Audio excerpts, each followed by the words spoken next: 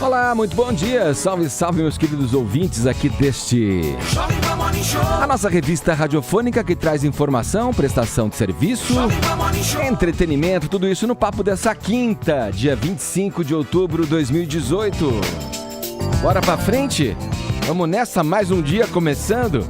Será que colou, não colou? Que história é essa? Polícia Gaúcha conclui que jovem marcada com suástica na barriga se automutilou e permitiu que alguém fizesse o ferimento. Segundo o relato inicial, no momento do ataque, ela estava com uma mochila na qual havia um adesivo com cores do movimento LGBT e a expressão "ele não". Discurso otimista. Candidato do PT à presidência da República, Fernando Haddad, diz que seu adversário Jair Bolsonaro vai tomar uma surra do povo brasileiro no próximo domingo. Pacote de maldades. Autoridades americanas interceptam pacotes com bombas enviados a líderes do Partido Democrata, entre eles Barack Obama e Hillary Clinton. Esses são alguns destaques do Morning Show, que está apenas começando e você é o nosso convidado de honra. Bom dia, Paulinha. Bom dia, senhor Edgar Piccoli. Vamos lá para a nossa hash de hoje, o que temos aí? Talvez um pouco cansada deste ano de 2018. Você já vai entrar em férias, calma. Vai ter esse momento, esse respiro, Edgar, mas eu quero convocar o nosso Twitter, a nossa internet, para um exercício de futurologia. Ontem a gente falou sobre o futuro da TV, não é verdade? Deixa eu ver o que você vai falar. Mas e o nosso futuro, Edgar? O que é que vai acontecer no ano que vem? O que é que você termos espera? Políticos, é isso que você está dizendo? Também, né? Teremos aí um novo presidente. Mas nossos ouvintes são exímios analistas políticos. Eu tenho certeza que eles vão ter teorias maravilhosas. Você também pode falar sobre a sua própria vida, não é? O que é que você espera para 2019? Já deve ter um gif ou um meme que simboliza aí o seu desejo de mudança, o que você aspira para sua vida particular. Eu não sei. Hashtag como será 2019, esse grande exercício. E tem que pensar no Brasil também, né? 2019, né? O que o presidente vai ter que fazer, né? Eu tô pensando nisso, assim. Você tá focando nisso? Será que vai ter reforma da Previdência? Será que o governo corta os gastos? Num ano só, Joel? Eu só penso isso. Você acha que tudo vai rolar em 2019? Eu penso, a vida pessoal eu já desencanei. Você vai poder avançar. O Joel tá abrindo mão da vida pessoal para que o Brasil ande. Relaxa, você vai poder avançar nesse assunto no decorrer do programa, Joel. Ô Joel, só uma pergunta rápida. Por ter sido tão polarizada essa eleição, você acha que o próximo presidente, em comparação com seus predecessores, ele vai ter que mostrar mais trabalho num período mais curto ainda, mais curto do que tiveram esses antecessores? Eu acho que a polarização ajuda ele a não ter que mostrar trabalho, porque se ele vence com o clima polarizado, quer dizer que tem gente que gosta dele independente de qualquer mérito próprio. Agora, o problema é que a situação brasileira vai exigir um desempenho bom, porque se não tiver um desempenho bom, o Brasil vai pro buraco. Mas o embate já tá definido, né? Porque ele tem uma margem boa de vantagem no Congresso caso ele ganhe. Enfim, estamos falando aqui na situação da vitória confirmada dele, né? Exato, vai chegar com uma maioria que gosta dele ideologicamente. Então ele pode até surfar numa boa onda aí, mas vamos ver se ele usa ela pra fazer alguma coisa boa. Então faça que nem Joel, faça a sua previsão, hashtag como será 2019. Isso aí, vamos estender pra cá também, ó. A outra forma de você interagir é pelo WhatsApp 11-931-7009, é o nosso número. Conte pra gente como será 2019 do ponto de vista político. Fala aí dos desafios, um pouco do que a gente já trouxe aqui nessa primeira conversa, nessa manhã de quinta-feira. Como é que serão os desafios do novo presidente? E aí, ele vai contar com o apoio do Congresso, vai ter uma base boa pra governar ali, ou vai enfrentar uma oposição ferrenha? Vai lá, analisa pra gente, 11-931-17009. Lembro a você, querido ouvinte, não vá fazer propaganda de nenhum candidato especificamente, tá bom? Porque aí a gente não pode colocar a mensagem no ar. Estamos aguardando. 11-931-17009 é o número do nosso WhatsApp. No mais, você pode acompanhar o Morning Show pelo aplicativo da Jovem Pan. É o vermelhinho. Baixa, que aí você ouve a programação onde e quando você quiser. Também pelo nosso portal jovempanfm.com.br, pelo nosso canal no YouTube, youtube.com/morningshowjp, além dos nossos perfis nas mídias sociais. Estamos no Instagram, também no Facebook. Tem conteúdo extra na nossa página. Passe por lá, deixe o seu joinha que a gente fica feliz da vida. Tá bom? Todos convidados a passarem a próxima hora e meia colados aqui na PAN, porque o Morning tá apenas começando.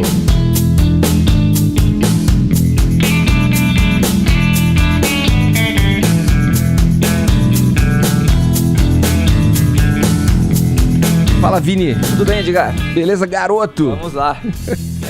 Ô, Vini, vamos começar com esse papo aí, sério, a respeito da jovem que ganhou o noticiário aí. Nesse cenário político, principalmente, ao aparecer com a barriga marcada com uma suástica. Isso. Ela vai ser indiciada por falsa comunicação de crime? Como é que é essa história? Que estranho, né? Exatamente, Edgar. A polícia concluiu aí que a versão dela não correspondia aos fatos, né? Ela que disse que logo após o primeiro turno, né, no dia 8 de outubro, ela foi atacada aí por 3 homens, um deles teria segurado elas e os outros 2 com um canivete teriam aí feito essa marca da suástica no corpo dela. Porém, isso repercutiu demais, né? Apoiadores aí da esquerda utilizaram muito disso para atacar a candidatura de Jair Bolsonaro. Só que agora o laudo da polícia, e você vai se lembrar também, Edgar, que na época o delegado alegou até que esse não era um símbolo nazista, que era um símbolo budista, né? Porque estava com outro formato ali, estava um pouco invertido. Enfim, agora o laudo da Polícia Civil do Rio Grande do Sul informa que vai indiciar aí essa jovem de 19 anos por falsa comunicação de crime. O que acontece? O laudo concluiu que esses cortes, Edgar, foram analisados aí 23 traços no corpo dela. Em alguns deles, a perícia diz que correspondem a arranhões.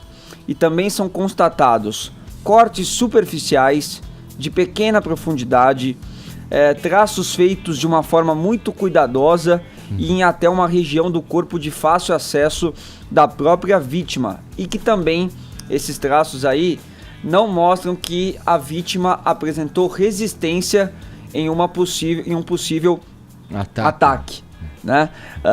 Então, eles teriam sido produzidos pela própria vítima ou por um outro indivíduo com o consentimento da vítima, ou pelo menos ante alguma forma de incapacidade ou impedimento da vítima de esboçar reação. Vamos lá. A defesa, só para trazer o lado da jovem também, da defesa dela, diz que esse laudo confirma mais ou menos o que ela alegou, porque ela diz que realmente não mostrou resistência na hora do ataque. Mas eu acho que a perícia fica muito clara aí também quando coloca que essa marca aí não foi feita por outras pessoas sem o consentimento dela, né, Edgar? E o delegado ainda contou que ela sofre de debilidade emocional e toma fortes remédios. Vamos lá. Deixa eu só passar também, Edgar, para a gente elucidar melhor aqui os comentários, porque, como eu disse, né, isso foi utilizado muito pela esquerda para atacar a candidatura do Bolsonaro, e o Bolsonaro já colocou no Twitter dele a seguinte questão: vão cobrar respostas sobre mais essa atitude suja ou fingir que nada aconteceu? Chamaram nossos apoiadores, homens, mulheres, idosos, pessoas de família, de nazistas a semana inteira. E vai ficar por isso mesmo? E aí em outro tweet ele também diz que espera uma retratação aí de todos os que, mesmo com o nosso repúdio, irresponsavelmente e sem provas, associaram a nós os casos de pichações e agressões nazistas, hoje revelados falsos pelas autoridades e orquestrados por eleitores de nossos adversários. Ué, tem vários pontos aí, Joel, pra gente falar. Muita coisa pra tratar. Vamos ponto por ponto. Deixa eu só, queria falar assim, bom, os nazis, os neofascistas, os neonazistas que a gente ouve, que circulam pelas ruas, principalmente do sul do país, isso tem grupos já noticiados, ações violentas, aqui em São Paulo também tem isso. Esses caras podem sim, não estar atrelados necessariamente ao movimento pró-Bolsonaro, mas encontram aí um campo vasto para explorar e propagar o que eles acreditam. Enfim, agora tem a questão da menina que ela toma remédios, tem problemas psíquicos, provavelmente é uma menina que faz tratamento todo, e tem sim, é inegável que tenha possibilidades de uma ação até política por parte não só dela, né, de fazer a suástica e ter lá esses símbolos, essas coisas encontradas na mochila dela, né, com os símbolos do LGBT, enfim, do ele não, que poderia estar ali supostamente fazendo uma campanha contrária. Olha o que fizeram comigo, é isso que vocês querem para o Brasil. Mas tem também a ação possível de pessoas ligadas dentro da polícia que apoiam o Bolsonaro e queiram colocar uma visão dentro desse caso conturbado. Como é que você diria isso? Como é que é a tua análise aí, Joel? Eu tendo a acreditar nesse laudo, Edgar, o laudo que diz que realmente foi automutilado, que não tem evidências de que outra pessoa fez, eu tendo a acreditar nisso. Por isso que é sempre muito importante, como eu fiz e em geral as pessoas que trabalham na mídia fazem, jamais dar sua total credibilidade para um caso que ainda não foi devidamente investigado, né? Se surge um caso chocante desses, a primeira tem que ser noticiado, mas precisa ser investigado também, antes de você dizer, olha, foi feito por isso, foi feito por tal pessoa ou não. A gente nunca sabe, tem que chegar na verdade dos fatos, tá? Agora, eu sinceramente, pessoalmente, quando eu vejo alguns casos de coisas muito óbvias, em que você usa muito uns símbolos do mal muito óbvios para tentar atacar para mostrar que um certo candidato é do mal, a gente sempre suspeita um pouco. Então, se você vê pichações de suástica, pedido de morte aos negros de maneira geral, sei lá, escrito num banheiro de universidade pública, de universidade federal, eu tendo a suspeitar que aquilo no mínimo precisa ser investigado antes de você sair dizendo por aí que é óbvio que foram apoiadores do Bolsonaro que fizeram.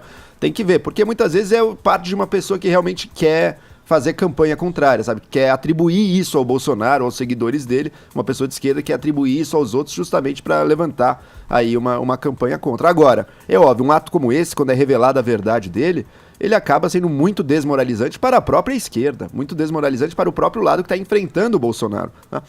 Esse foi um caso. No tweet do Bolsonaro ele diz, olha, como provaram aí que os ataques eram falsos. Não provaram que os ataques eram falsos. Provaram que este ataque, muito provavelmente, foi falso.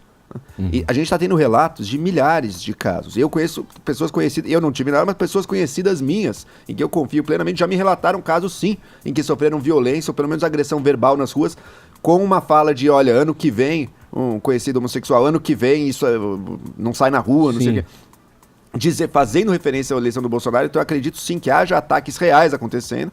Agora, você acreditar em qualquer ataque pontual e ainda mais divulgá-lo na mídia, isso tem que ser sempre devidamente investigado. Um caso como esses faz crescer aquela ideia de que, puxa, então será que é tudo mentira? Eu não acredito que seja tudo mentira, pelo contrário, tem muitos relatos aí. Mas é muito triste ver isso e, sim, uma vez que foi provado que era mentira, tem que ver qual é a ação legal cabível. Uma pessoa que faz isso, se estiver em pleno domínio das suas capacidades mentais, não pode passar impune. Esse caso me fez lembrar também o caso de uma brasileira, 2009, na Suíça, uma situação muito parecida também, né? Que ela relatou que também tinha sido agredida, que tinham feito as marcas no corpo dela. Isso levou até o ex-presidente Lula, na época, a entrar em contato com as autoridades suíças. Depois o caso deu uma reviravolta, ela alegou até que estava grávida, e aí as autoridades suíças descobriram que não, e que ela também tinha forjado o próprio incidente. Agora, eu concordo com o João, acho que hoje um dos grandes erros, né, quando a gente faz algumas análises aí, é a precipitação. Porque as coisas surgem, você já tem essa necessidade de querer fazer um julgamento, de querer apontar, e é preciso às vezes esperar um pouco, dar a informação, claro, né, mas para fazer uma análise, para fazer um julgamento, aguardar um pouco, aguardar as investigações, porque senão você acaba ocorrendo em erros como esse. Teve aquele caso também de uma mãe num ônibus, lembra disso? Um ônibus estava viajando, que disse que a filha foi tirada dela por ela ser negra, e tudo, depois se revelou que não tinha nada disso. Então, às vezes, esses casos acontecem, tem que ser investigado. Vamos embora, vamos pra frente. Na noite dessa quarta-feira em São Paulo, o presidenciável do PT, Fernando Haddad, fez um discurso ultra otimista para quem o acompanhava no Largo da Batata, zona oeste da cidade. Segundo o petista, a cada entrevista que Jair Bolsonaro concede, Bolsonaro, cai mais nas pesquisas de intenção de voto. Vamos lá, Trindade, você diretamente de Brasília. Tem a questão também do Haddad ter dito que, no domingo, que o povo brasileiro vai meter uma surra no Bolsonaro agora no dia da eleição. Vamos aí, Trindade, com você, com o teu comentário. Faz sentido esse otimismo todo do Haddad ou é aquele ímpeto do vai ou racha no momento final? Bom dia. Estratégia. Muito bom dia, Edgar. Bom dia a todos. Olha, Edgar, ontem o que eu vi por aqui, até de petistas, foi a frase o seguinte: se houvesse mais uma semana, 15 dias, talvez poderia acontecer uma virada, mas até os petistas já admitem que a dificuldade é muito grande. Aqui em Brasília, a transição já até começou. O presidente Michel Temer já montou o local, o grupo que vai trabalhar e tenta ali já uma aproximação com o Jair Bolsonaro. No Congresso Nacional, os partidos já brigam por espaço no novo governo. Os antigões aí querem barrar o MBL, né? O pessoal do MBL chega forte no novo governo, munido de votos e tal, mas os antigões aqui dizem que não é bem assim. A adesão será em troca de cargos. Então, veja bem que todos aqui já contam com o Jair Bolsonaro na presidência da República e esta deve ser a resposta, segundo avaliações aqui até de petistas. Mas acontece que um resultado aqui, outro ali, esta acomodação, que eu chamo esta acomodação aí das pesquisas, né, acabou dando um novo ânimo. E a disputa, neste momento do PT, é de não perder de muito, viu? Falei com o Trindade aqui a respeito desse otimismo aí, expressado no discurso do Fernando Haddad, Joel. Por outro lado, o Bolsonaro pede atenção aí, né, para as pessoas do partido, para os correligionários, enfim, ele diz que a eleição não está decidida, pede empenho dos parlamentares eleitos pelo partido pelo qual ele se filiou para concorrer a presidente, o PSL, e esse foi o tom da fala dele num vídeo que fez ontem no Facebook. Ele diz, olha, não está nada ganho ainda não, vamos lá, vamos se mobilizar aí, né? Ambos estão corretos estrategicamente. Para o Haddad é importantíssimo conseguir mobilizar a militância e os apoiadores dele com uma crença da possível vitória. Isso é a única coisa que pode mantê-los trabalhando nessa reta final. E para o Bolsonaro é importantíssimo que não se desmobilizem seus apoiadores. Então ele tem que... O clima de já ganhou é muito perigoso para qualquer candidato. Então, certo. Olha o que ele disse aqui, ó. Eu peço ao meu pessoal que o pessoal da esquerda, os deputados da esquerda estão mobilizados. A gente acompanha aqui, Twitter e Facebook, eles estão mobilizados o tempo todo difundindo essas mentiras. O nosso pessoal parlamentar, deixar bem claro, eleito, eu estou vendo que o engajamento está sendo muito, muito fraco. Eu apelo aos parlamentares que entrem nessa briga. Não acabou a eleição ainda. Pô, vocês sabem que se elegeram 52 do meu partido, em grande parte pelo meu trabalho candidato a presidente da República. Vocês têm seus méritos também. Mas vão deixar bem claro que ninguém acreditava que um partido com 8 segundos de televisão e sem fundo partidário, quase zerado, fizesse uma bancada de 52. A eleição não está decidida, tá ok? Faltam 3 dias, esse é o sprint final. Eu peço a todos vocês, raça à vontade, vamos em frente, vamos lutar. Até no domingo, quando for para a votação, tiver no seu veículo, um veículo coletivo, vamos tentar convencer o colega do lado no deslocamento, para que nós realmente venhamos a garantir as eleições no próximo domingo e mudarmos realmente o Brasil, colocar o Brasil no lugar de destaque onde ele merece. Pois é, você vê que o clima de já ganhou é muito perigoso para uma candidatura, né? Porque se ele acha que já ganhou, as pessoas se desmobilizam e daí que a virada fica possível. O Bolsonaro está corretíssimo aí no pensamento dele. Ô Trindade, outro assunto que dá pra gente colocar no bolo dessa conversa aqui é que o ex-presidente do PSDB, o Alberto Goldman, fala aí agora abertamente do apoio ao Fernando Haddad, né? E esse é um partido em crise, né? O PSDB. Imagina a dificuldade dos líderes do PSDB em ter que escolher Jair Bolsonaro de um lado e Fernando Haddad, o PT, de outro. Isso porque o partido bateu nos dois de uma maneira muito forte, né? Durante todo o primeiro turno, Geraldo Alckmin bateu e criticou muito os dois. E o PT é adversário antigo do PSDB, que deve estar chorando pelos cantos. Codependente do PT, sempre chegou ao segundo turno com o PT e agora está fora, vendo de longe um adversário e outro adversário. Mas o caso é o seguinte, não há mobilização partidária que possa levar os seus filiados a votarem. As lideranças estão isoladas. E Alberto Goldman faz parte de um pedaço do PSDB que realmente não votaria em Jair Bolsonaro, mas isso não adianta muito. Edgar, a indicação partidária neste momento vale muito pouco, perdeu o crédito. Exatamente, né? Acho que isso aí não muda absolutamente nada no rumo das eleições, mas sinaliza um pouco os dilemas internos do PSDB. Alberto Goldman simbolizando aí uma ala mais antiga, mais clássica, social-democrata, que sempre foi opositora ao PT, mas claramente mais próxima dele do que de qualquer proposta como a do Jair Bolsonaro, se alternavam no poder ali, e hoje em dia o bolsonarismo surge como a rejeição a esse sistema tucano-petista aí das últimas décadas. Então o Goldman naturalmente acaba se aliando mais ao lado do PT. Agora o Dória, que é o candidato aqui em São Paulo, ultra aliado do Bolsonaro, apoiando ele, é outra ala em conflito aí dentro do PSDB. Vamos ver o que acontece se o Dória... Aqui o que acontece aqui em São Paulo, né? Se o Dória vencer, ele provavelmente manda no PSDB daí, porque vai ser o governador do maior estado num partido que está, assim, em franca decadência aí no cenário nacional. Ele vai ter o PSDB nas mãos. Se ele perder, daí a coisa continua embolada. Eu sei que o Alberto Goldman favorece o Haddad na eleição federal. Eu gostaria de saber se na eleição do estado, se ele tá do lado do Dória ou do França. Do Dória que não é, né? Pois é. Agora, eu fico com a frase do Zé. Isso que você falou, Joel. Acho que se teve uma sigla que abusou do direito de errar em termos de colocação política dentro do espectro ideológico partidário, foi o PSDB, né? Foi o grande perdedor dessas eleições. O PSDB era oposição natural ao PT por muito tempo. Agora existe uma oposição à direita do PT que não é ele. Então ele tá sem o espaço dele, perdeu o seu lugar. E tem que se repensar qual que é o valor que o PSDB traz. Não ser o PT, isso aí já foi ocupado por outro. Então o que o PSDB traz de diferente? Essa é a resposta que eles vão ter que descobrir. E aí, Trindade?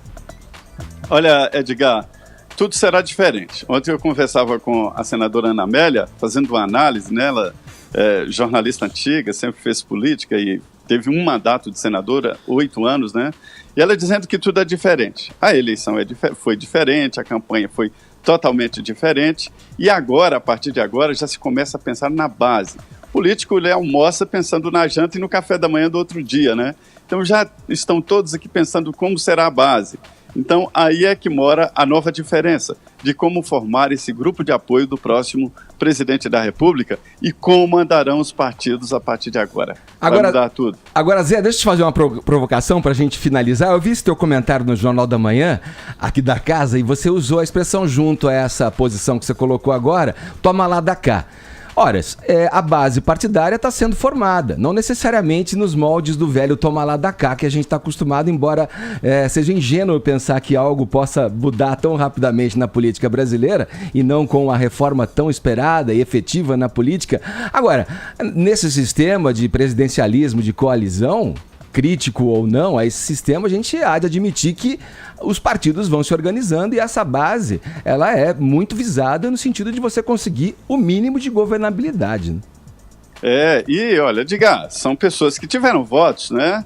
São deputados, instituições que representam grupos fortes no Congresso Nacional. Chegam aqui deputados com 1.800.000 votos, né? 1 milhão de votos, mas outros que batalharam lá e que representam mesmo setores da sociedade. E eles vão querer participar do governo, não vão simplesmente apoiar o Bolsonaro.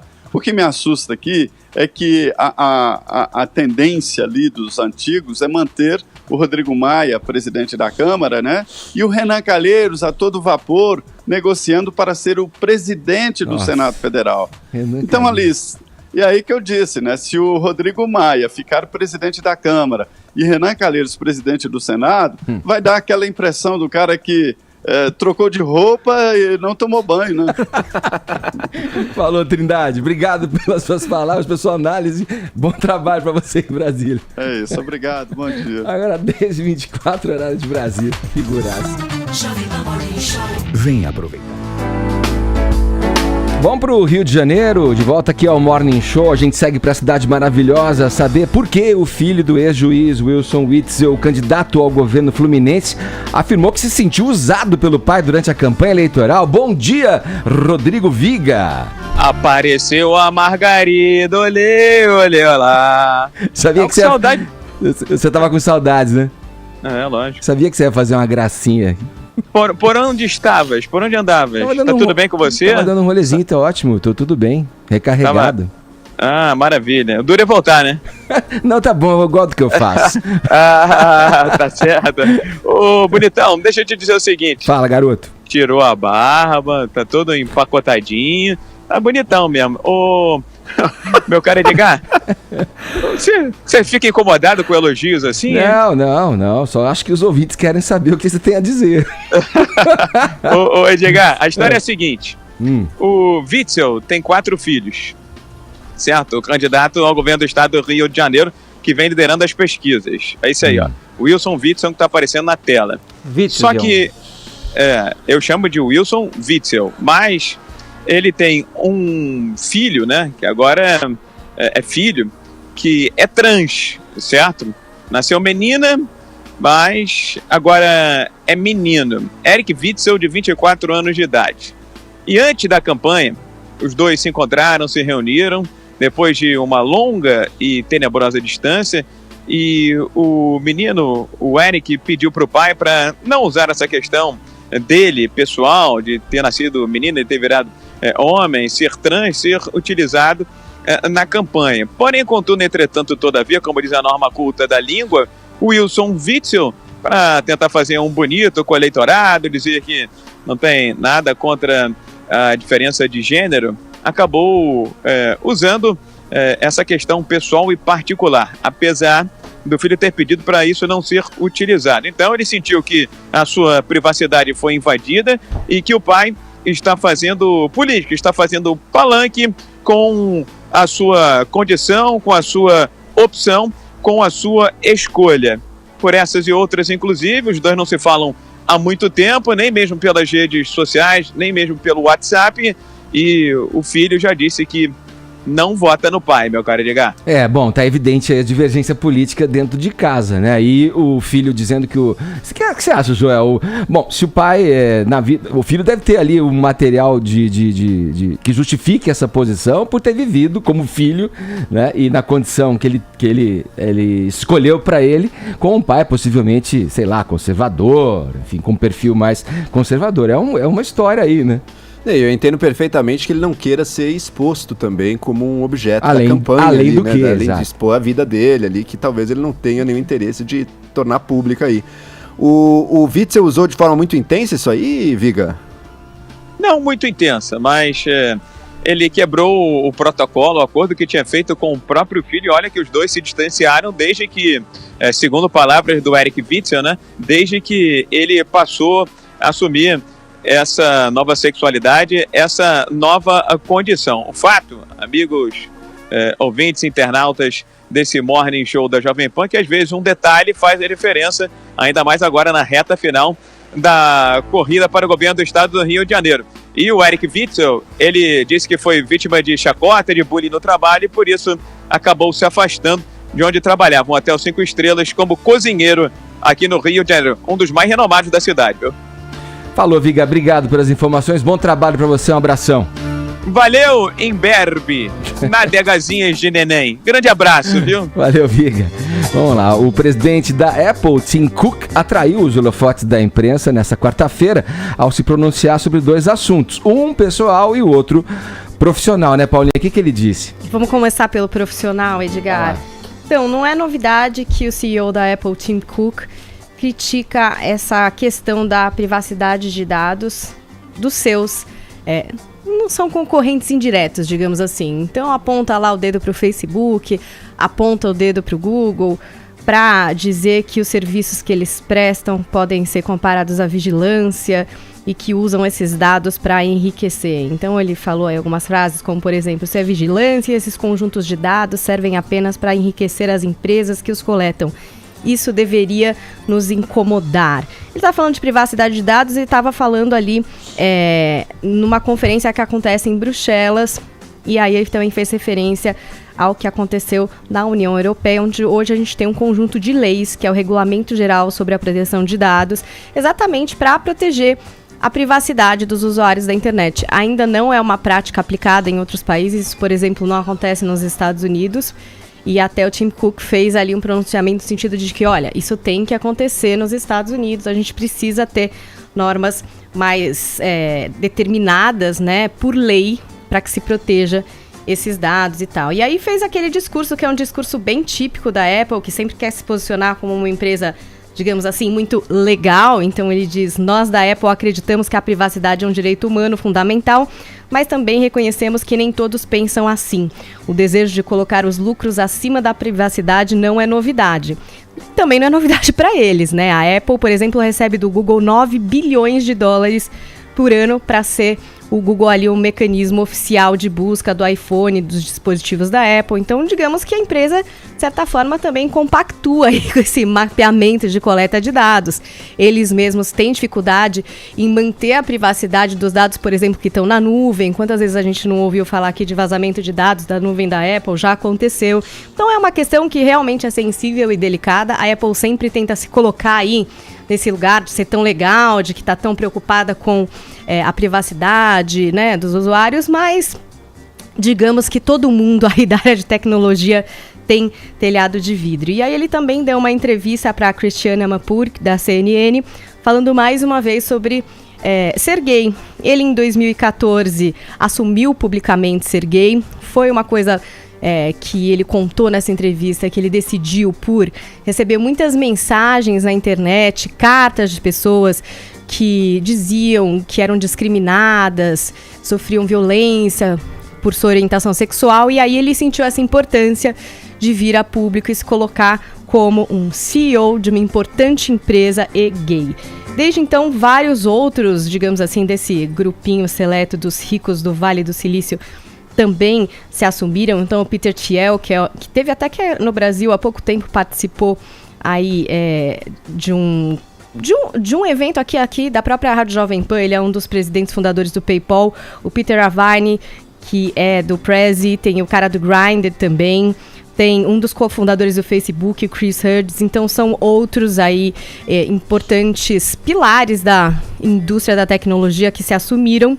E aí ele também se disse muito chocado por ter sido o primeiro CEO gay de uma empresa listada na Fortune 500, né? São as 500 empresas mais importantes dos Estados Unidos. Ele foi o primeiro e recentemente, só em agosto desse ano, a gente teve uma mulher assumida gay também nessa lista. Então ele ainda entende que tem um longo caminho aí de representatividade para acontecer. A Apple sempre tenta de se pintar como uma empresa muito legal, e de fato para várias coisas, né? Mas se a gente for estar falando de tecnologia, eu não estou falando da sexualidade do Tim Cook, nada disso, porque isso eu acho muito bacana, o jeito que ele se coloca.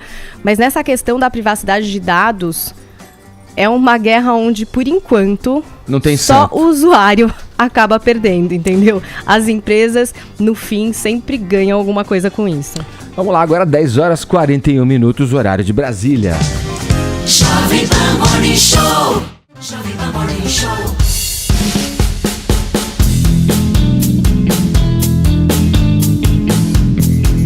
Autoridades americanas interceptaram ontem pacotes com suposto conteúdo explosivo enviados a líderes e figuras ligadas ao Partido Democrata, entre eles o Barack Obama e a Hillary Clinton, e também o empresário George Soros. Fala aí, Paulinha, o que aconteceu? Foi antrax de novo, que é uma substância... Ninguém sabe ainda, Edgar. Que normalmente os terroristas enviam. Tá meio no ar aí o que é que são esses artefatos de fato, né? Então, o antrax é veneno, né? Aí você falou explosivo no caso, então, né? Pode ser explosivo. Tem pó, pedaço de vidro dentro de um tubo, uma bateria ligada ali, como se fosse a bateria de um relógio. Não há confirmação de que esse pó seja explosivo. A CNN também recebeu um pacote, chegou a esvaziar ali a sua sede. Dentro do pacote também tinha um envelope com pó branco, então talvez nesse sentido que você está falando, antraz, não sei, ninguém sabe exatamente o que é, e é por isso que tem muita gente pondo supostas bombas, né, porque ainda não está confirmado, mas fato é que a primeira notícia do recebimento foi do bilionário George Soros, que é apoiador do Partido Democrata.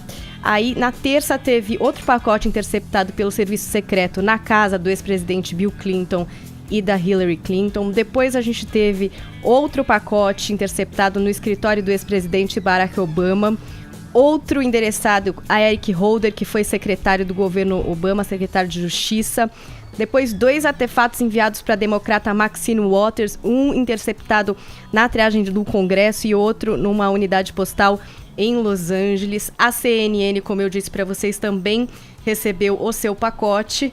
E aí a gente teve essa manhã mais 2 pacotes, um enviado ao ex-vice-presidente do Barack Obama, Joe Biden, e outro que foi endereçado aí a Tribeca Productions, que é a produtora do ator Robert De Niro, que é um declarado odiador de Donald Trump. Então a gente não sabe exatamente o que é esse pacote, se é uma bomba de fato, se é uma ameaça, o que é. Quem enviou também não se sabe. Sabe-se que há similaridade com o tipo do pacote, o que está dentro dele. Então, por exemplo, o que chegou para o Soros é bem parecido com o que chegou para o Obama.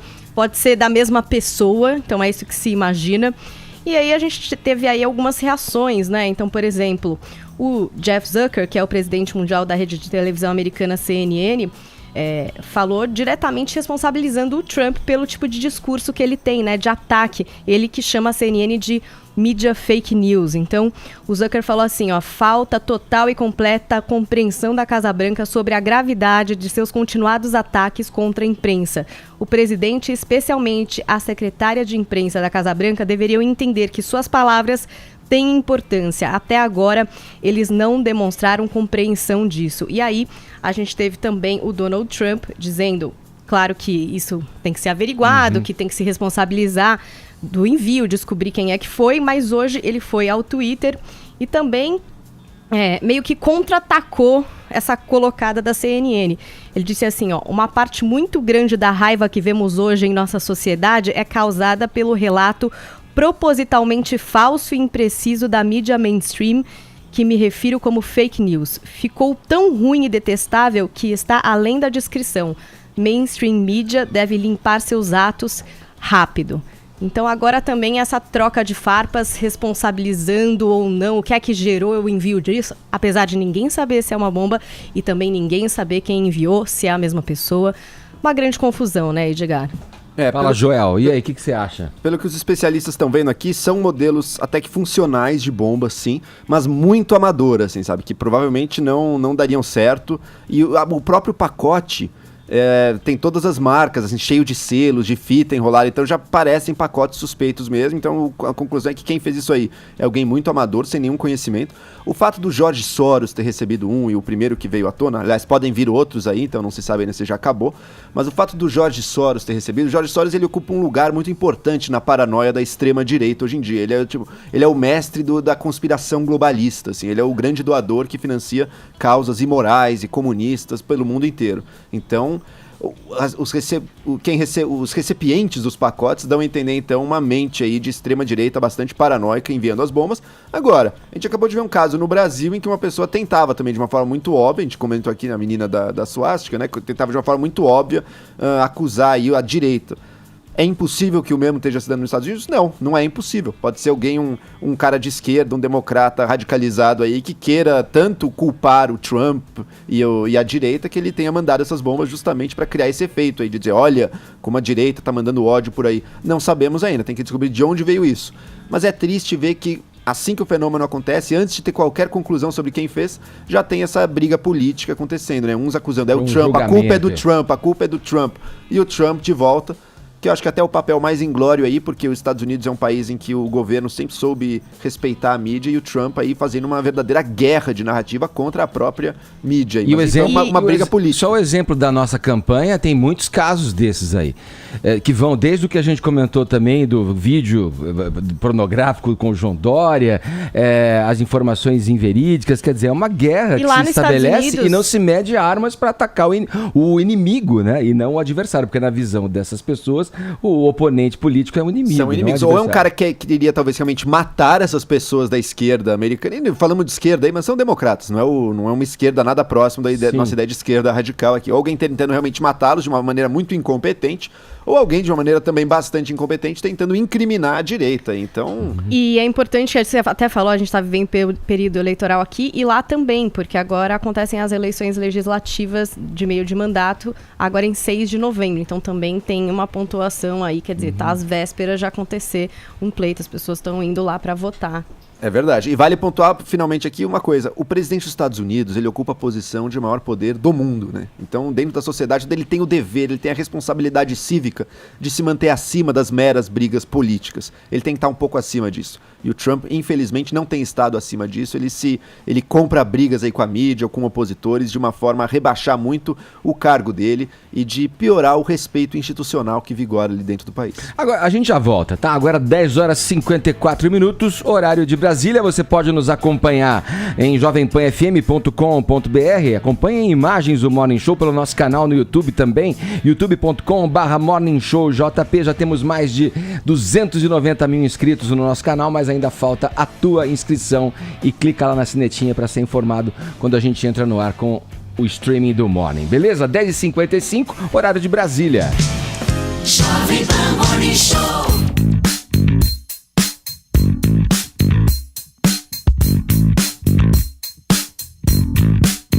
Bora lá, vem cá, Paulinha, vamos falar da nossa hashtag. Vamos, Como querido. será 2019? Nossos analistas políticos tuiteiros Vamos participaram conferir. ou não? Qual que é o primeiro tweet aí que tá separado, Brunão? Não Vamos tá desfilando. aparecendo Será nada, né? Aí apareceu, é do Marcos Mussi. Ele diz, hashtag como será 2019? Espero que seja um ano verdadeiramente da paz. As pessoas brigam por toda bobagem. Briguemos por algo que tenha valor. Tua família, teu emprego, tua felicidade. Pois é, tá aí. O manifesto de Marcos Mussi para 2019. Mais um. Temos aqui o Marco, que diz o seguinte: será um trem fantasma cheio de sustos? Uma montanha-russa com altos e baixos? Espero que seja um passeio bem tranquilo de carrossel infantil. Eu também, querido, tô nessa torcida, apesar de que carrossel dá um certo enjoo e tontura, né? Ele tá no parque de diversões, né? Ali. Ele tá. E o carrossel volta pro mesmo lugar, né? Então... Pois é, não sei se é o mais indicado, mas então. Amanda Pinheiro, vamos lá. Hashtag como será 2019? Estou igual ao Joel. Já desisti da minha vida pessoal. Ha, ha, ha, ha, ha. Mas continuo otimista que vamos ter um Brasil próspero, seguro e com menos podridão na política. Acho que muita gente tá nessa torcida. Veremos, não é, Edgar? Estaremos Veremos. vivos pra A isso, porque o esperança- apocalipse zumbi parece que não vai acontecer na virada do ano. Você falou meio igual da pena agora, Vini. A esperança é o que nos resta, né, velho? Não é verdade? Vamos lá, o Palmeiras dançou tango na noite de ontem na Argentina. Até a gente coloca uma trilha sonora propícia para falar sobre isso, né, Vini Moura? Pois é, A rapaz. partida foi válida pelas semifinais da Libertadores. Palmeirão tava segurando ali, né, Vini? O que aconteceu? Tomou 2 no final. O cara que entrou é o Benedetto. O Benedetto, né? que é um- Acabou com o jogo. O Benedetto é um grande jogador, né? Só que ele acumulou algumas lesões aí ao torno da última temporada, Edgar. E aí ele tava no banco, tava ali. Ele e Carlitos Teves no banco do Boca Juniors. E o jogo, eu li muitas críticas com relação à partida do Palmeiras, que o Palmeiras deu muita bola pro adversário, deu muito chutão. Mas olha, na minha visão, o Palmeiras fazia um jogo tranquilo também. O Boca não tava sufocando, não tava atacando muito o Palmeiras.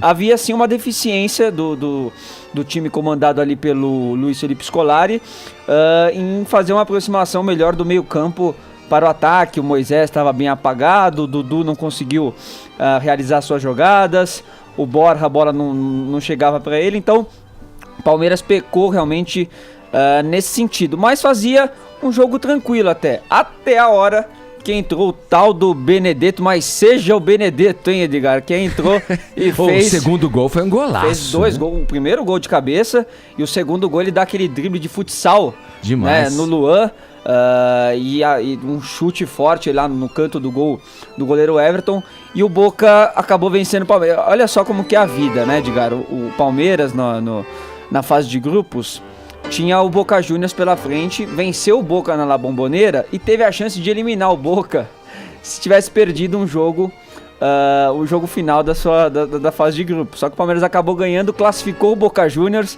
e agora o Boca está bem próximo da final, mas ainda não acabou. É bom deixar claro isso. 2-0 é uma grande vantagem. Se o Boca fizer um gol aqui, o Palmeiras vai ser obrigado a fazer 4 gols pelo critério do gol fora de casa. Deu uma complicada. Mas ainda não acabou, o Palmeiras é um grande mas time. deu uma tá complicada. deu uma complicada, claro. Mas o Palmeiras tá bem, tá numa boa fase. E dentro de casa, no Allianz Parque, ali com o apoio do seu torcedor, eu acho que o Palmeiras também pode Tem fazer o que o condição, Boca claro. fez, né? E reverter aí esse placar. Agora, destaque do jogo para quem? Quem? Para quem? O careca Sabe barbudo. de quem? Felipe Melo, né, Edgar? Mais uma vez com declarações aí um pouco polêmicas, mas eu vou defender o Felipe, porque muitas vezes ele realmente dá motivo, né, para ser criticado, às vezes um pouco explosivo, às vezes fazendo algumas faltas desnecessárias. Agora, ontem o Felipe Melo, ele fez um grande jogo. ele até o momento do primeiro gol do Boca Juniors, ele era o melhor em campo. Não era só o melhor jogador do Palmeiras, não, era o melhor em campo. Jogou bem. Tanto marcando, como também distribuindo o jogo, estava muito calmo. Só que aí no gol do Boca Juniors, ele acabou fazendo a falta que originou o escanteio.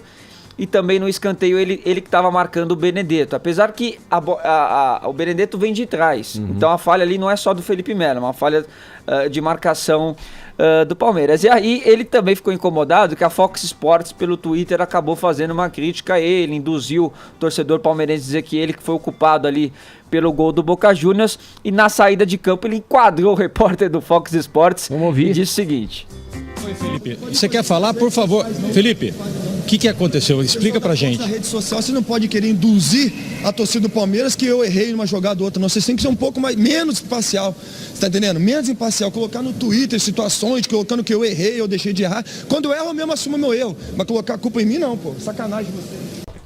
É menos imparcial, como é que é? Mais imparcial. As pessoas confundem, né? Menos parcial. Tem que ser mais imparcial.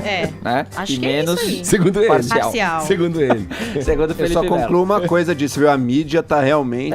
Mas eu acho que também... Todo mundo acusa, né? Tudo a mídia. Mas acaba... Isso faz parte também. Vai lá na rede social. Você acha que o Felipe Melo teve culpa do gol? Faz uma enquete, coloca o lance ali. Acho que tá dentro do jogo. Mas o Felipe Melo também, ele... não deixa barato, ele não leva desaforo pra casa. Quando ele viu o repórter da Fox Sports, ele aproveitou pra dar a versão dele. E eu realmente acho que, independente desse lance, ele foi o melhor jogador do Palmeiras em campo. E o Verdão vai virar essa parada, Edgar. Verdão tem tudo pra isso. Verdão vai reverter aqui no Allianz Parque semana que vem. Ó, o corintiano. 3-0 Palmeiras na veia, meu amigo. Ó, o corintiano falando, hein? Caramba, meu. Vamos lá, a final vai ser brasileira, Grêmio e Palmeiras. Da Pena, que dia é hoje? Fala aí, velho. Que dia é hoje? Hoje é quinta-feira. Quinta-feira é dia do quê, da Pena? Cinema, né, meu velho? Cinema, Paulinha traz aí as estreias do cinema, porque a gente deve sair de casa, se meter na sala escura, comprar aquele balde de pipoca, se entupir de pipoca e ver uma boa película, Paulinha. Ed, sabe que Halloween está de volta. Aquelas loucas. É época, Não, né? é época de Halloween, mas esse filme é original de 1978, o primeirão e super elogiado do John Carpenter. Teve depois inúmeras sequências, remake, mas agora, o que é que a gente tem? A gente tem como se fosse uma continuação do primeiro filme, trazendo a história 40 anos pra frente, né? Então a gente teve apenas uma sobrevivente do massacre do psicopata Michael Myers na noite do Dia das Bruxas, em 78. A personagem da Jamie Lee Curtis, a Laurie Strode, que na época era uma babysitter. Agora, 40 anos depois, ela já é mãe, ela já é avó. Talvez tenha um pouco de transtorno obsessivo, uma mania de perseguição. Talvez tenha se armado em casa esperando a volta desse psicopata internado no manicômio. Talvez, Edgar. Vai saber. E agora você pode bem imaginar o que vai acontecer, né? Um reencontro desse malucão com essa mulher que tá totalmente preparada pra isso. Ela se preparou a vida inteira pra eliminar essa figura horrorosa da face da Terra. E nesse filme, em Halloween, agora com direção do David Gordon Green, a gente vai poder conferir esse reencontro macabro bem às vésperas de um dia 31. Eu tô rindo, sabe por quê? Vocês ficam com medo no cinema? Você fica com medo? Olha, dependendo do filme, eu amo ficar com medo, porque eu gosto de filme de terror. O bom filme de terror é aquele que você volta pra casa e vai dormir sentindo medo, né? Meu problema com filme de terror é o susto, só isso. Esse causa muitos sustos, porque o legal desse filme, Edgar, é que não tem nada de sobrenatural, né? A gente tá falando de um psicopata vivão, né? É um maníaco real. A gente não tá falando de espírito, a gente não tá falando de nada, a gente tá falando de realidades aí. Então os sustos estão garantidos pra você, Edgar. Vamos dar uma aliviada aí? Quem mais que tem aí, hein? Uma coisinha mais light, uma comédia romântica chamada Podres de Ricos. Essa comédia foi muito comentada nos Estados Unidos por trazer muita representatividade asiática no elenco. Então, muitas pessoas curtiram, acharam demais, se sentiram ali representados por esses personagens e tal. A história é a seguinte: uma menina que é professora de economia nos Estados Unidos. Ela namora um cara, que é o personagem do Harry Golding, e tá lá de boa, não conhece a família dele ainda, porque a família dele é de Singapura. Aí ele fala, bom, então, meu melhor amigo vai casar, acha que tá na hora, vamos lá pra Singapura, né? Você vai conhecer minha família e tal. Quando ela chega lá, descobre que eles são multimilionários, assim, são de uma família riquíssima de construtores, lá, e ela, nem sabia. E aí, começa a rolar, primeiro o desconforto da mãe dele com a escolhida, que acha que é uma pretendente muito falha pra estar do lado desse príncipe, desse mas homem nem maravilhoso. Na família real britânica tem mais isso, pô. Tem até uma piada no filme que é assim, pô, como é que você não me fala que você é tipo o príncipe William da sua cidade? Aí ele assim, eu seria mais o Harry, mas tudo bem. Tem até uma piada que eles fazem no filme que é exatamente essa.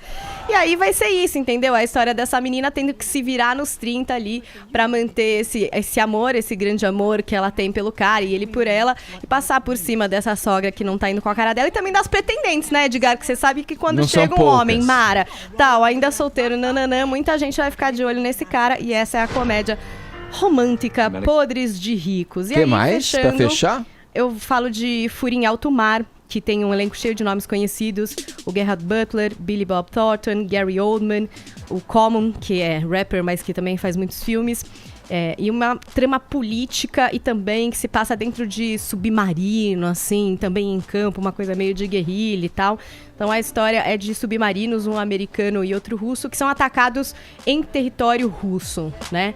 E aí, o que será que aconteceu? Por que será que isso ocorreu? Quem vai investigar é o nosso herói, o Capitão Joey Glass, personagem do Gerard Butler. Só que em meio a isso também rola um sequestro, um golpinho, com o sequestro do presidente russo. Então também vai ter que se resolver essa questão, Edgar, porque se isso não for resolvido, querido, é Terceira Guerra Mundial. Então esse filme vai fazer um trabalhinho complexo aí pra sair dessa questão política. O filme é Fúria em Alto Mar. Tá aí, as dicas de cinema aqui do Morning Show pra você, se programar pro final de semana, vai votar, depois pode pegar um filme pra dar uma amenizada. Agora 11 horas, 11 minutos, horário 11, de Brasília. Gostou da pena das dicas? Baita horário.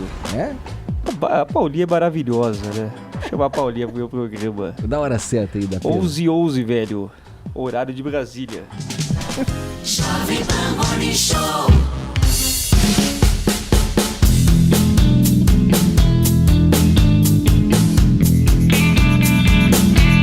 O empresário e apresentador de televisão Roberto Justus manifestou apoio ao candidato do PSL à presidência da República, Jair Bolsonaro. O vídeo em que ele fala do Bolsonaro já viralizou nas redes, não é, Vinícius Moura? Já viralizou e já foi compartilhada pelo próprio Jair Bolsonaro na sua conta oficial pelo Twitter. Esse vídeo gravado então por Roberto Justus, apresentador de televisão, empresário, declarando abertamente aí o seu voto em Jair Bolsonaro, dizendo que nós precisamos de uma alternância de poder e que já está comprovado que o PT demonstrou incapacidade de dar uma vida melhor aos brasileiros, citou ali os casos de corrupção e depois enumerou as qualidades de Bolsonaro, dizendo que ele deve ter se arrependido de algumas coisas que disse no passado. Vamos ver. Polêmico, temos um candidato que deve ter se arrependido de algumas frases que já soltou por aí no passado, mas com certeza tem boa vontade, é correto e está com boas ideias para o Brasil. Tem liberdade para montar uma grande equipe, pois não tem toma lá da cá e não tem compromisso com ninguém, nem com ninguém da vida pública e nem com nenhum empresário. Essa liberdade vai dar ao candidato Jair Bolsonaro a condição de montar a equipe realmente eficiente e eficaz para o Brasil. E na área econômica eu tive o prazer de conhecer pessoalmente Paulo Guedes, que é uma cabeça brilhante e que tem ideias incríveis para colocar o Brasil num cenário onde o Brasil já devia estar há muito tempo. Nós vamos provavelmente ter um governo que vai diminuir o tamanho do Estado, que vai privatizar as empresas ineficientes, vai trazer investimento estrangeiro, vai melhorar o ambiente, tirar esse ambiente hostil para o empresário e criar um ambiente onde o empresário tenha coragem e tenha vontade e condição de investir. Isso vai trazer emprego e vai mudar completamente o cenário econômico do Brasil. O melhor plano para os pobres e para os menos favorecidos é o emprego. Pois é, Edgar, e outro apresentador de televisão, também amigo do Roberto Justus, também empresário, que manifestou aí há uma semana da eleição apoio a Jair Bolsonaro, foi Otávio Mesquita, que também disse que já votou no PT 2 vezes, votou no Aécio Neves, que agora a vez é de Jair Bolsonaro. Eu, como você e muita gente, votou no Lula 2 vezes e no Aécio na 3ª vez. O que aconteceu? A imprensa conseguiu descobrir, claro, Lava Jato e tantas outras coisas, o que aconteceu. Ou seja, fomos traídos, fomos roubados e a maioria deles que se envolveram em situações desagradáveis estão presos ou estão sendo processados, ok? Bom, aí é o seguinte, por que Bolsonaro? Curto e grosso, ele nunca foi envolvido em nada. Eu não soube nada do Bolsonaro. No passado, claro, algumas informações, alguns depoimentos dele são contraditórios ao meu, mas a gente muda com o tempo, não é verdade? Quem que pensava uma coisa quando era adolescente, hoje pensa outro. E o Bolsonaro hoje é uma pessoa coerente, uma pessoa que tem um discernimento sobre o que o nosso país precisa. Então, gente, eu dei chance para a esquerda. Agora eu quero dar chance, não é para a direita, quero dar chance para uma pessoa honesta, uma pessoa íntegra e que não pode errar. Hoje a comunicação está dominando o mundo. E é verdade. Se faz alguma coisa errada, nós vamos saber e vamos contra. Mas eu acredito no Bolsonaro. Tá aí, então, Edgar. Otávio Mesquita e Roberto Justus, 2 comunicadores da televisão brasileira, 2 empresários comunicando, portanto, apoio a Bolsonaro. Ô Joel, eu vejo muita gente que vai votar no Bolsonaro e que vai fazer isso por convicção. Outro tanto de pessoas que talvez ele tenha na visão delas o benefício ainda da dúvida. Por mais que tenha falado como os 2 que são favoráveis e declararam o voto a ele, né, ele tem o benefício da dúvida ainda. O que você acha com relação ao Haddad colocando em perspectiva o outro candidato, que por ser um preposto do Lula, não pode gozar desse talvez benefício aí nessa reta final de campanha? O Haddad fez tudo para se colar no Lula lá atrás na campanha, né, como uma estratégia. Agora fica muito difícil para ele se apresentar, ele nem tentou na verdade, se apresentar como uma real renovação do PT ou como algo que se oponha, digamos, a ala mais lulista, mais fanática ali do partido, que aliás o sabotou, né? José Dirceu o sabotou, Gleisi Hoffmann, Jacques Wagner, todo mundo ali meio de uma sabotar, mas o Haddad também não soube ou não quis, não sei, ou não acredita que ele seja algo muito diferente, então acabou aí ficando muito associado ao que seriam os crimes aí, os crimes passados do PT. Quanto ao Jair Bolsonaro, eu achei interessante que o Justus trouxe essa ideia do Bolsonaro vai botar grandes ministros, né, fazer uma equipe de peso, remonta a ideia da equipe dos notáveis que o Bolsonaro falava. Cada nome que tem aparecido... Do Temer, né? Do Temer. Que do Temer, mas que o Bolsonaro pegou também. Falou que, olha, aqui a gente vai ter ministério pessoas boas, não indicações políticas. Não é a velha política, não é a negociação partidária, tudo. A gente vai botar as pessoas com qualidade técnica, gabarito nas diversas áreas. Os nomes que a gente tem até agora são Magno Malta, Onyx Lorenzoni, Pauderney Avelino, Alberto Fraga. Na ciência, por exemplo, a gente tem um que não é político, mas que é o astronauta Marcos Pontes. E não me consta que sejam realmente essa ideia dos notáveis, e nem em sua maioria não é gente de fora da política, não, é a política como sempre foi feita. Aí tem o presidente do partido, né, que pode ser lá o ministro Bebiano, da Justiça, exato. Tem o general também, o General Heleno, né? General Heleno, bem lembrado, General Heleno também. Então, exatamente, a gente não tá vendo essa ideia dos ministérios de notáveis e nem de qualidade técnica e nem nada disso. A gente tá vendo a boa e velha, ou melhor, a má e velha negociação política sem nenhuma referência às cadeiras e a qualidade e alguma proposta para as cadeiras que eles vão ocupar. E com grupos de interesse muito fortes juntos, né? Ruralistas, bancada da bala, polícias militares, aí vão estar junto do governo. Bancada da Bíblia, conservadorismo, é isso que a gente está vendo. Parece que é o mais provável de ser esses interesses que determinem aí o futuro do Brasil pelos próximos 4 anos. Joel, um outro ponto que me chamou a atenção, tanto da fala do Justus como do Otávio Mesquita, é que os dois falam em uma mudança de comportamento das falas ou do que pensava Bolsonaro com relação a algumas declarações, né? O Justus diz que ele deve ter se arrependido, o Otávio fala, ele falou algumas coisas das quais eu não compactuo, mas acho que ele também pode mudar com relação a isso. Você vê isso no próprio Bolsonaro? um arrependimento do que já se falou, uma mudança de postura com relação a alguns temas? Eu acho que tem que distinguir algumas coisas. Primeiro, tem falas passadas dele que eram meras piadinhas, assim. Isso pra mim não é... Quando ele falava da filha, por exemplo, fraquejei. Pra mim isso é uma mera piada e não tem grande relevância. Agora tem falas passadas dele em que ele expressava apoio a certas coisas, como apoio à tortura, apoio à ditadura militar, apoio a grupos de extermínio. E isso não é só lá nos anos 90, não. Você tem falas recentes dele, por exemplo, defendendo milícias no Rio de Janeiro, defendendo esse uso extra-legal aí da violência contra o que seria a criminalidade, mas que a gente sabe que não é só nesses casos que é usado. Então, eu não vejo grandes mudanças nele, e a gente vê o filho dele agora, por exemplo, há poucos meses atrás, dizendo que sim, se precisar dar golpe, sim, se precisar é um cabo e um como é que era? Um cabo e um soldado, que fecha o STF. Eu acho que essas ideias estão muito fortes ali, mas é claro, ele vai ganhar democraticamente, não vai ter nenhuma necessidade, eu não acredito em golpe, porque não vai ter necessidade nenhuma dele dar golpe, ele vai chegar democraticamente ao poder. Mas que as ideias lá tenham mudado, eu acho muito difícil. E ver quem tá junto dele, as ideias ligadas à homofobia, por exemplo. Ora, todos os projetos desse tipo de pensamento estão junto do Bolsonaro, os interesses, bancada da Bíblia, projeto Escola Sem Partido, tá tudo ali. Então acho muito difícil a gente pensar que houve uma reversão de pensamento nessas coisas. Agora, sim, algumas falas anteriores que são só uma piada, um comentário mal feito, e que as pessoas mesmo assim pegam pra fazer um alarde em cima, dessas eu não vejo tanta preocupação, mas eu me preocupo sim com as posições declaradas dele, e que eu não vi grandes mostras de que tenham mudado, não. A vice-candidata derrotada à presidência na chapa de Ciro Gomes, Cátia Abreu, também definiu seu voto. O repórter Daniel Lian, aqui da Jovem Pan, conta pra gente em quem ela vai votar. A senadora Cátia Abreu, do PDT de Tocantins, afirmou que irá votar em branco no segundo turno da eleição presidencial no próximo domingo. A parlamentar ressaltou que analisou os planos de governo de ambos os candidatos e que nenhum deles a convenceu. Que não voto nem em Bolsonaro e não voto em Haddad. Eu votarei em branco. E isso não me diminui em absolutamente nada, porque lá na urna tem a opção em branco. Eu não vou dar o meu voto para um projeto que eu não acredito. Como senadora da República, não aconselho isso à população, que cada um faça as suas escolhas.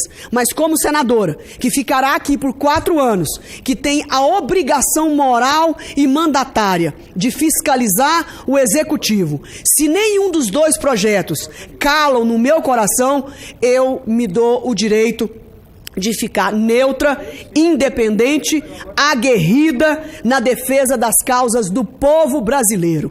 A senadora, que foi candidata a vice-presidente na chapa de Ciro Gomes, ainda tem 4 anos a cumprir no Senado. Segundo ela, o combate à corrupção vai ser uma de suas prioridades na sequência de seu mandato no parlamento. Cátia Abreu acrescentou que não vai mais responder se é de direita ou esquerda. Ela se diz a favor do livre mercado e iniciativa, do direito à propriedade, mas também da justiça social.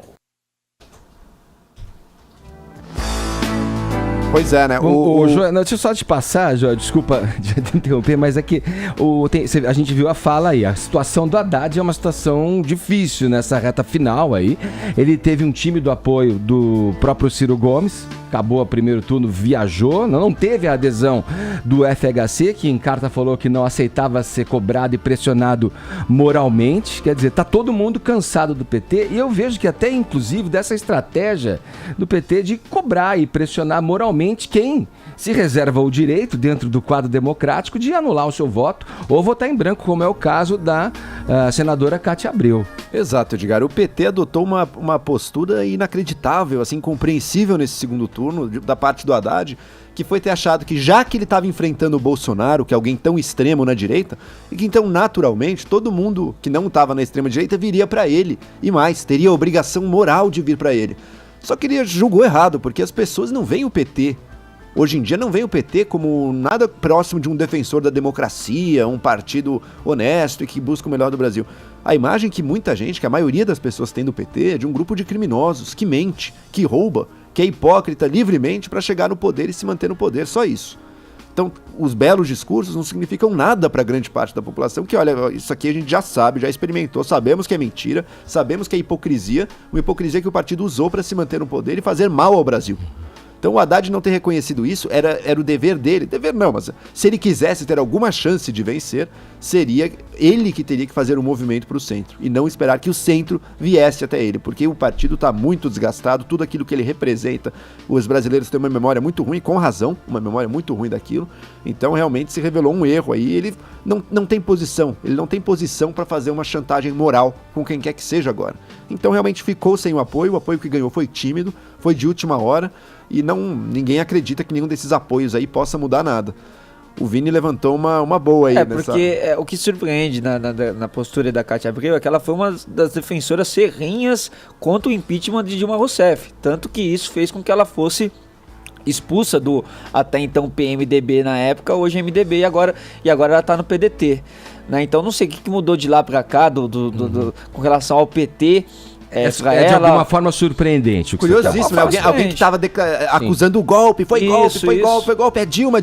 Mas na hora do não apoiou o Haddad, que se você gosta da Dilma, em tese, você também gostaria do Haddad, né? Ele é menos pior. Ele é uma questão pessoal, né? Até de amizade, em alguma medida de admiração. Sim. No caso da Dilma ficou claro isso. Depois veio a prisão do Lula, isso que você tá falando.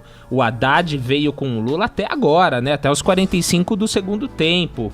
Preso, um preposto de presidiário. Então, pode ser que isso tenha contado. E não é garantia, Joel, que a imagem do PT possa ser renovada a partir dessa eleição, até porque eu vejo vários analistas e pessoas mesmo, militantes, amigos, petistas de esquerda, que defendem que o Ciro deveria ter sido a cabeça de chapa já há muito tempo, dentro do espectro em que o PT atua e existe politicamente, o Ciro deveria encabeçar uma chapa para o PT, aí vindo talvez na figura do Fernando Haddad como vice ali, resgatar um pouco da imagem totalmente esfolada com a opção que ele tomou nos últimos anos frente ao governo do Brasil. Sem dúvida, mas veja, pensando em 2022, a estratégia que os petistas têm adotado agora talvez esteja correta, que é, vamos ficar no discurso de esquerda mesmo, porque daí a gente não se...